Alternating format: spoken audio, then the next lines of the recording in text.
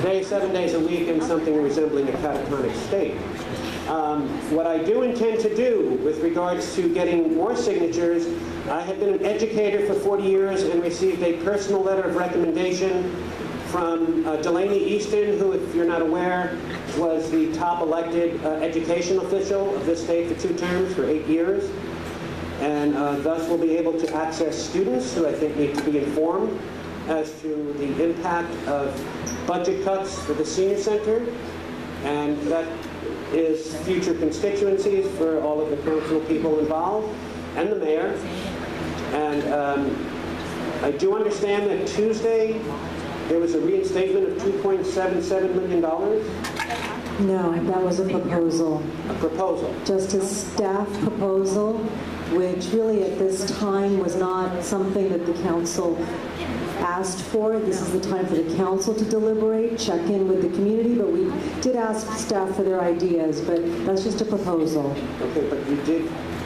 We did not vote on it. You did access $2.77 million, is that correct? No, there's no accessing of resources. $2.7 million, it was a proposal to shift from these pots to these pots. It's just moving stuff around. There's no new money. So, but sir, I'm going to interrupt you right now. I'll take your petition. I understand. No, there's going to be much more. I understand, but I cannot let you commandeer the meeting. There's so many people that have questions. I'm not trying to commandeer the meeting. I would appreciate that, and then we'll take it. Thank you. Thank you. Next speaker, please.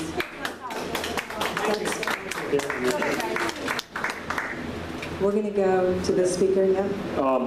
I have nothing to do with the kids. I have something completely different. But I'm actually I have a partial solution to that, but I'm actually here on behalf of the skateboarders. I would like to get, well, not me, but we want to get lights installed at the skate park right there. I know we mentioned it at the last meeting.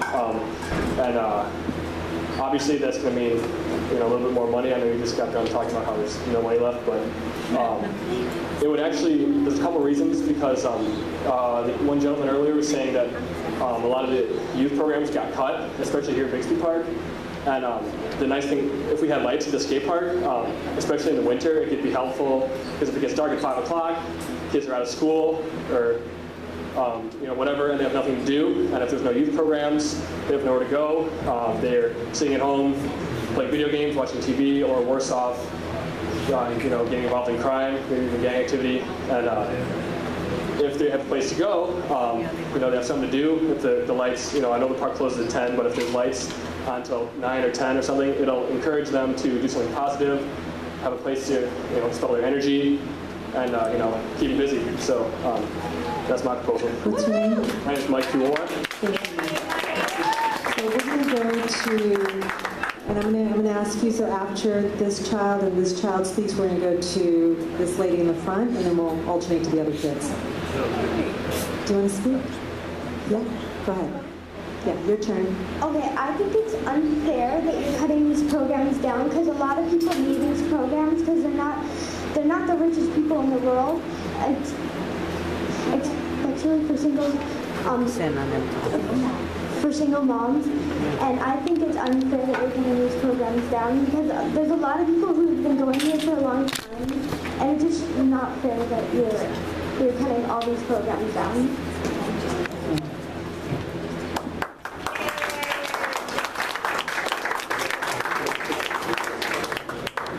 So I'm gonna just, before we get to the next speaker, I'm gonna just say a little something. I want to thank you for having the courage to speak. I don't know that at your age I would have been able to do that. She gets that from me. Wherever she gets it from, I think some of it's really her too. Thank all the kids for being here. So Councilmember DeLong and I want to share with you that we are going to restore some of the funding to the kids programs. We don't know if it's 100% or 90% or 80%, but some of it will be restored. So you need to tell us what's most important to you. I know a lot of you go to the kids program here at Bixby Park. So next time when you have a chance to speak, tell us what's most important to you, okay? Hi, I'm Carol Collins. I'm here on behalf of the Friends of Long Beach Public Libraries. And you're interested in feedback we've been going around to the libraries that you're going to reduce to self-service facilities and passing out this, explaining to the patrons what that will mean. And they have been absolutely outraged. And I hope you've received all the emails back, because we asked them to email you. And what we're asking is that you, or what they're saying, is when you consider a budget, you should consider first what enhances the city. And do you realize that almost half of the people of Long Beach have a library card? So please reconsider these terrible cuts and restore them. And it's an absolutely essential service. I'm going to ask Councilmember DeLong to say something. Hey, Brock, before you pass the mic, if I may address that with you, that's an issue that I've been very actively working with the Assistant City Manager, Suzanne Frick. I think we're going to see is the vast majority of those restorations to the library system. We're going to do it under a little bit of a different model. Right now, we have 2 librarians in every branch, which costs the taxpayers about $113,000 to $120,000 in each loaded. We're going to go to a model in those branches. We have 1 head librarian. We're going to have a more cost-effective additional staff person. But all those things, we're absolutely going to restore. We're just going to do it kind of like the fire department. The fire chief is going to go to a different model, but still provide the same quality of service. We're going to do the same thing in the library, and I think you're going to be very satisfied with the end result. How are you going to fund it? We are looking with some moving some funds around. Somebody mentioned it earlier. So we will look for some additional funding. It's not going to be 100% funded back to the library. We're going to restore a portion of the funds, as we will for the children's programs as well. We're trying to identify what are the highest priorities in the community and make sure that they get funded, just like in the senior centers. So I want to be sure that no one calls out questions and we just respect everyone's time. Adults need to set examples for the kids that are here. Yes, I've been a member of this park for 2 years, and I have to say that my experience here has been the best. The things that we should keep here basically is everything, but we really enjoy the summer programs and winter programs. The people here are so nice, the employees are wonderful with us, and it would be so heartbreaking. I mean, this is a place that's been open for a while, and it has changed lives everywhere. When I started at this park this year in March, I was 143 pounds. Right now, I am 110. And I have to say, I thank the park for all of that. The park is everything to me. I mean, I don't know what I would be doing right now. I mean, I'd probably be sitting on TV, probably the same big fat kid that I used to be. I mean, Wesley is like the nicest person on earth. I really enjoy him being here. If you take this park away, it will really make us all sad. I mean, there's places, I know we can get some type of funding, but please help our park stay here. We need it. And I would really thank you. Son, what's your name? My name is William Collins. And how old are you? 13. Amazing. Thank you. Thank you. I wish all the grown-ups were as articulate as he is. So let's go to the lady in the back, all the way in the back over there. And then we'll take you in the front as well. Yeah. Yes. Hello, good evening to each and every one of you. My name is Dr. Rashawn Reed Williams, and I'm an assistant principal and administrator at the Long Beach Unified School District. And although it's difficult and everyone wants their piece of the pie and everyone is looking to see that their own is taken care of, I just want to make sure that we're aware. Not only are our parks being cut, but it really is unfortunate because some of our after-school programs in the school are being cut as well. So the kids, when school is out at 2:40, they don't have anywhere to go.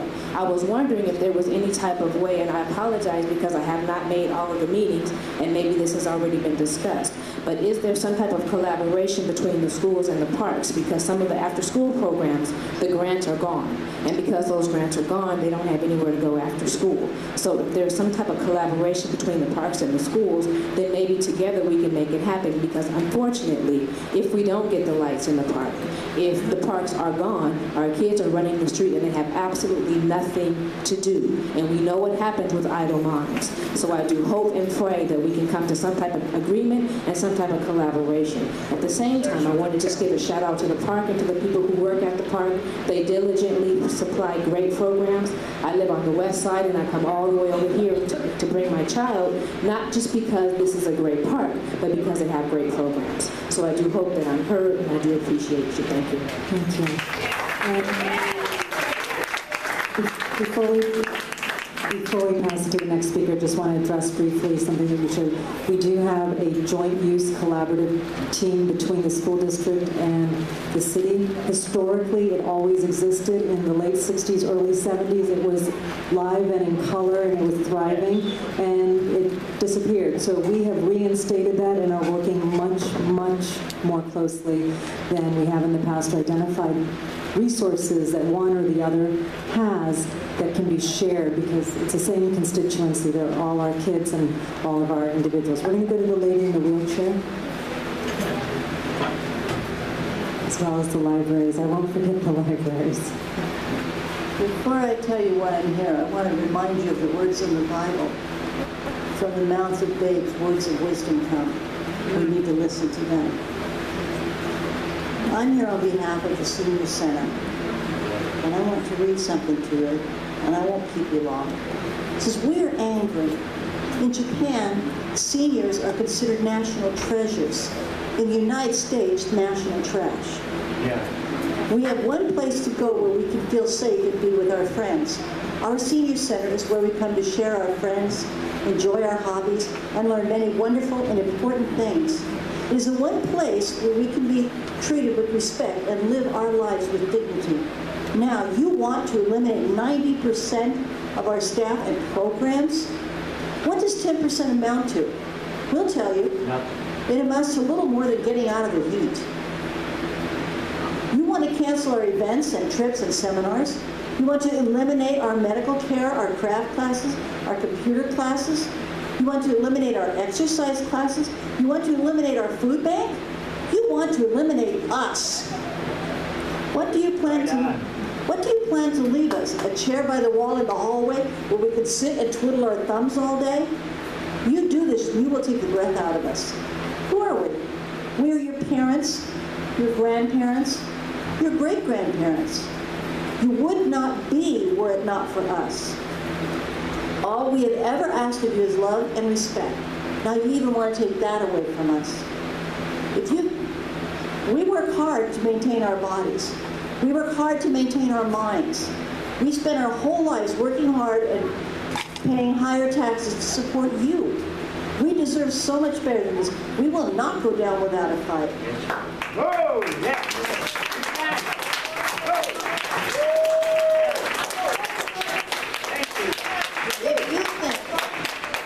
If you think you're going to save money by eliminating us, remember, you will have to bury us, and that will cost you megabucks.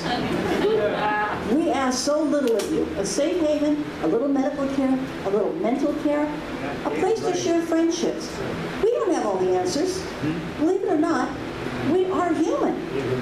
For all the many, many years of faithful service we put in for you, we demand fair recompense. We demand that you give us back our lives and our dignity. We demand that you return us to the respect that we worked so long and so hard for so many years to earn.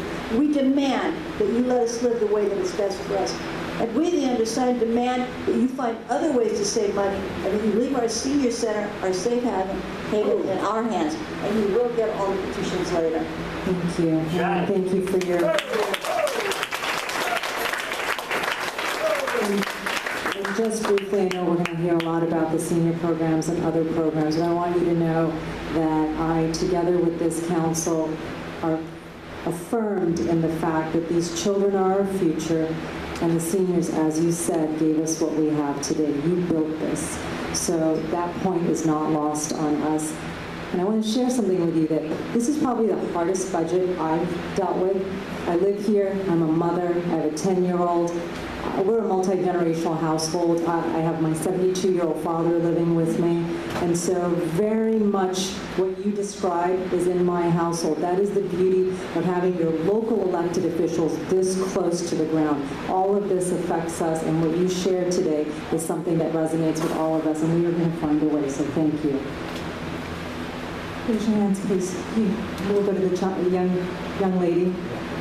Yes, and then we'll go to you afterwards, and then we'll go to Ben.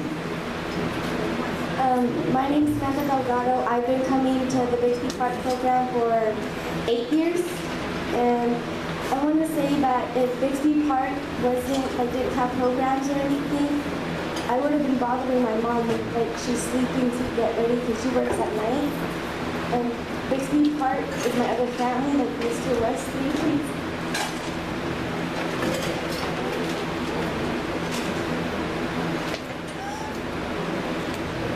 You can say it. Mr. Wesley is great. We all know that, and I want to thank you for your courage to speak. Do you want to pass the mic on to your friend, and you can take it back in a minute? Okay. Hi, my name is Ebony Armstrong.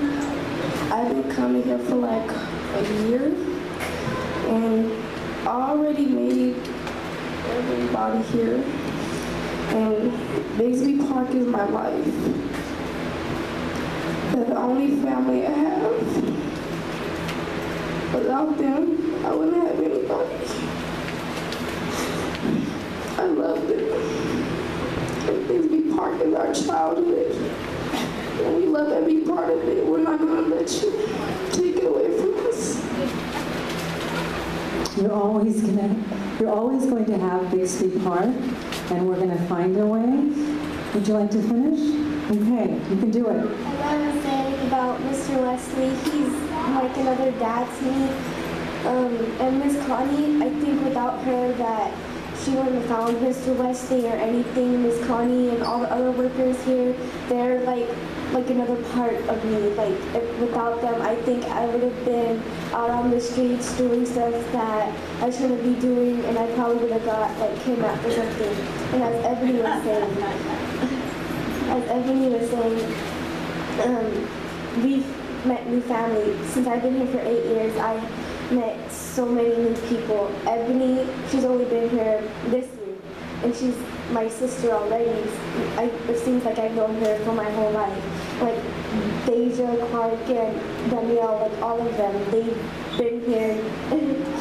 And they're my family also, and I don't want to see the summer and all the other programs taken away, because I think if it's gone, that all the kids, they're be in trouble or something, and it's hard to live in that place.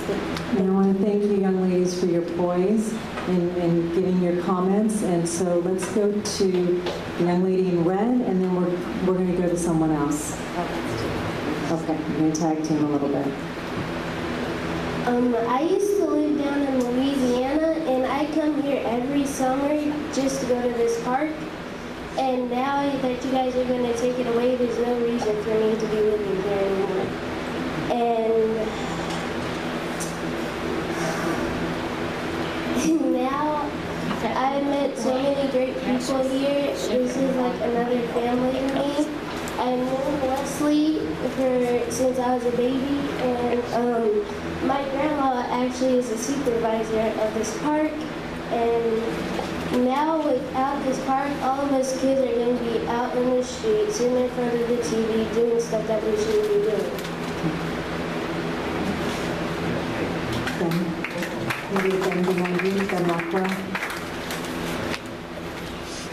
Thank you, Susan. I wanted to mention the cuts to our programs dealing with repair of the sidewalks. Just within less than 2 blocks of here, there are sidewalks that need to be repaired so that our seniors are not going to be tripping when they're on their way to Rite Aid or to other places where we need to go to get our medicines and get our other things. There are great rises in the sidewalks that need to be repaired. There are many places where curb cuts and sidewalks have not been repaired. I could mention one that has been on the books for getting repaired for 18 years. Since I first called it in 18 years ago, I've lived in this city for 24 years, and that is within this district. There are many areas within the residential area of this district that do not have curb cuts at the blocks, making it difficult for our seniors to get up and down to get into their homes and to travel safely without